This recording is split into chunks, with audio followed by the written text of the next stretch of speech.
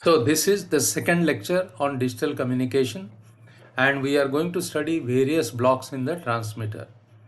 And what we are going to do is to split this material in two parts. In this lecture we will study a few blocks, and in the next lecture we will study the remaining blocks. That is what we are going to do.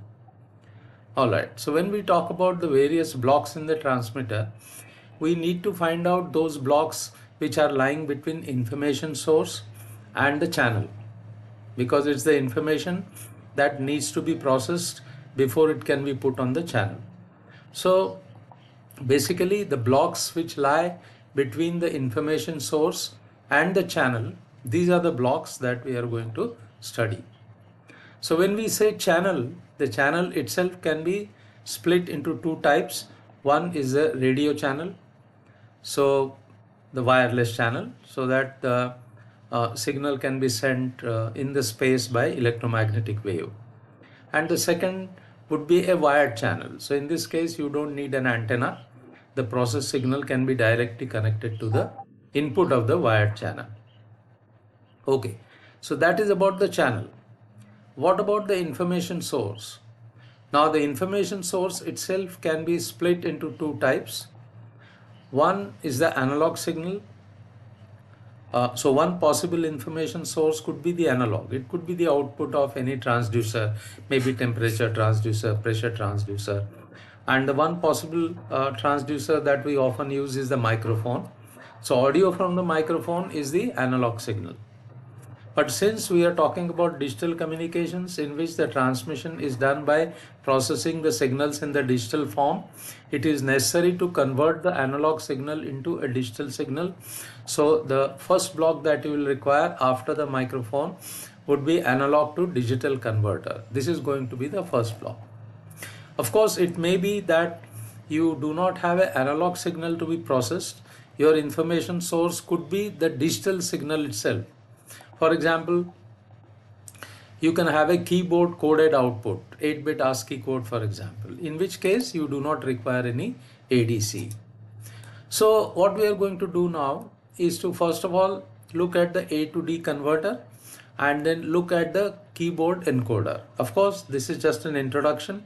So we'll see summaries of these blocks and then in detail we'll study later. Of course, the ADC block itself has been discussed in detail in Signals and Systems, and the viewer is referred to that.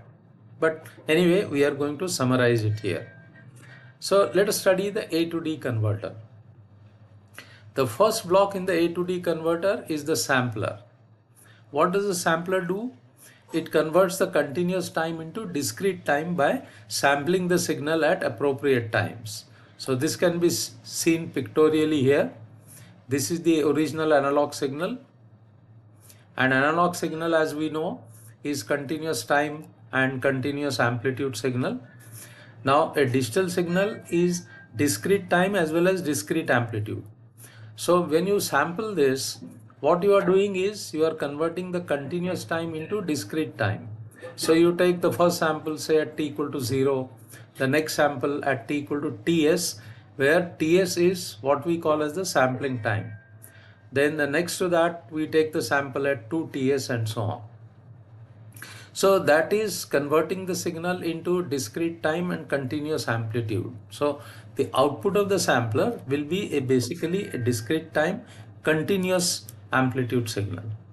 However, for digital processing, we cannot have infinite number of bits. See, analog signal in its original form has got infinite possible values from minimum to maximum. And when we are doing digital signal processing, the number of values obviously cannot be infinite. Therefore, what you have to do is to convert this continuous amplitude signal into a discrete amplitude signal. And in fact, the output of the sampler I have not shown here. I have shown directly the output of the quantizer. So sampling is achieved by the sampler, and when you do quantization, this is what you will get. And the reason the quantized value is not necessarily matching always with the original analog signal is because we have finite number of values, whereas the original analog signal has infinite possible values. So the output that you see here, these red lines, This is the discrete time and discrete amplitude signal, and basically you have done the A to D conversion. However, the number system that you use is typically binary, so therefore you require one more operation, that is encoder. So for example, if you have got 8 number of quantization levels, then you can encode them by using 3 bits. Or you can have 16 levels, you can encode them by using 4 bits and so on. So the general block diagram will look like this. This is the analog signal input and number of lines in the output. How many?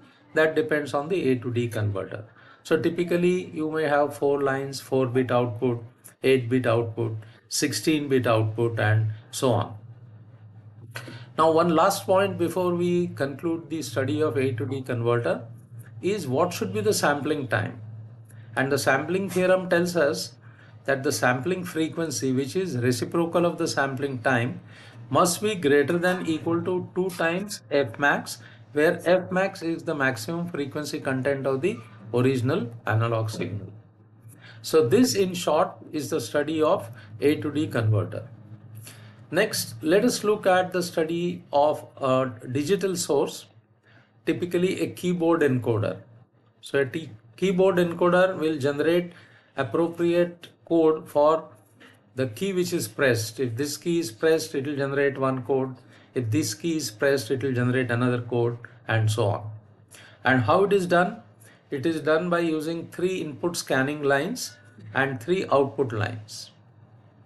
So what the algorithm for scanning does is it will first put, let us say 1. It energizes this line, which could be 0 or 1. Let us say 1. So it will first put 1 on the first scanning line, okay, and then look at all the output lines. Now if none of the switches are closed, then the output will remain 0. All these will remain 0.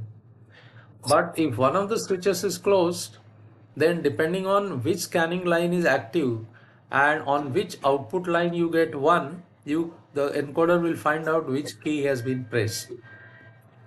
Clearly you have 3 scanning lines and 3 output lines, so it's a 3 by 3 matrix. So this is capable of detecting 9 keys. If you have 4 scanning lines and 4 outputs, then you can detect 16 number of keys and so on. Alright, so let's see what happens when we make the first input line equal to 1. So we show that by changing the color here. So it has become 1. Now the output lines which are shown in black still remain black because none of the switches in this are closed. But suppose we close this switch. So first we scan this, look at the outputs, we find that no switch is closed. Then we make the second scanning line active. In that case, if this switch is closed, then this line will become 1. So that is shown here. The second scanning line has been made 1.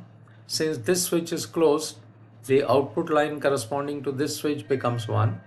And the encoder recognizes that it is scanning line number 2 and the output line number 2, which corresponds to this switch, and it will generate an appropriate code. Alright. So that is about the analog source or a digital source. Now what about the average number of bits per sample or per key? So you may have a key code or you may have a sample from the A to D converter. The question we are asking is, what is the average number of bits per sample or per key code? Now the answer to that is that so far whatever scheme we have considered, we are assuming that the number of bits per sample are same. So in the scheme discussed, as I said, the number of bits per sample or per key code was same for all the messages. In that case, if you calculate the average number of bits per sample, that is going to be same because every key or every sample is coded by same number of bits. However, you can make this process more efficient. What is the process? Process of converting the sample to a number of bits. How to make it more efficient? If you know the probability distribution, for example, the probability of occurrence of each sample or each key code is not necessarily same. So what you can do is you can take advantage of the fact the probabilities are not same and perform some kind of a compression so that the average number of bits per sample can be reduced. So how do you do that? So this can be, as I said, this can be used to do compression. And how it is done? So this describes it qualitatively. Later on, when we study this in detail, we'll see how to do it actually mathematically. But what is done is that the samples with the lower probability can be coded with larger number of bits because they are infrequent, and samples with higher probability can be coded with lower number of bits. This will reduce the average number per message. That is how the compression is done. Okay. So source coder is the block which actually performs this compression. As I said, this block does the compression. Now there are two types of source coders. One is lossless. This is usually used for text, so you do not lose any information at all. But by doing appropriate coding, appropriate source coding, it is possible that 8 bits per message can be reduced to as small as average of 3 bits per message. It's possible to do this so that compression is achieved. But always there are certain applications where certain number of errors can be tolerated. In that case, you get a compression which is called as a lossy compression, and this can be used for speech. For example, if the speech signal is degraded a little bit, it does not matter too much as long as you understand what the other person is speaking. So in this case, 128 kilobits per second, this is the bit rate. This can be reduced to something like 6 kilobits per second by doing appropriate compression. And when we study compression in some detail, we'll see how this can be achieved. Okay. Then after the source coder, you have the operation which is called as encryption. So encryption is again can be subdivided into two types. One we call as privacy. What do we mean by privacy? This assures the sender that only authorized persons receive it. And what is the tool for getting this done? Password.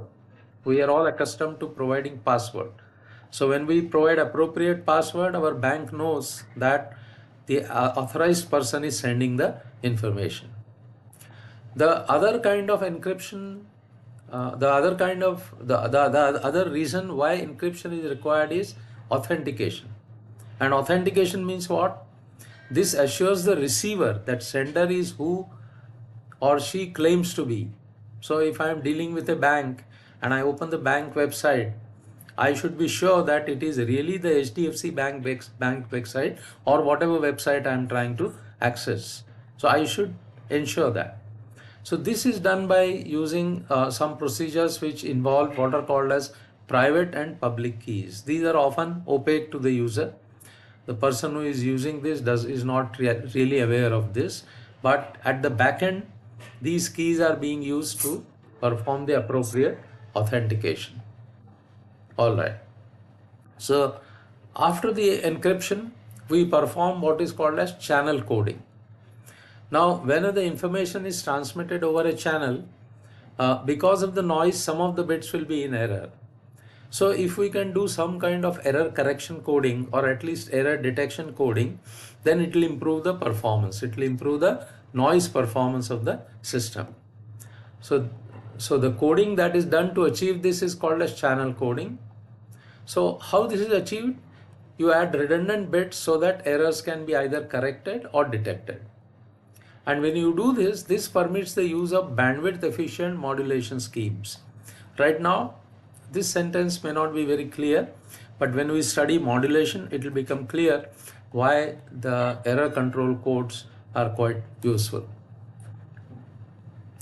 Now, just to give you an idea of how the error control codes are built, look at the simple scheme. Suppose I want to transmit a 0, then instead of transmitting a single 0, I transmit 3 zeros.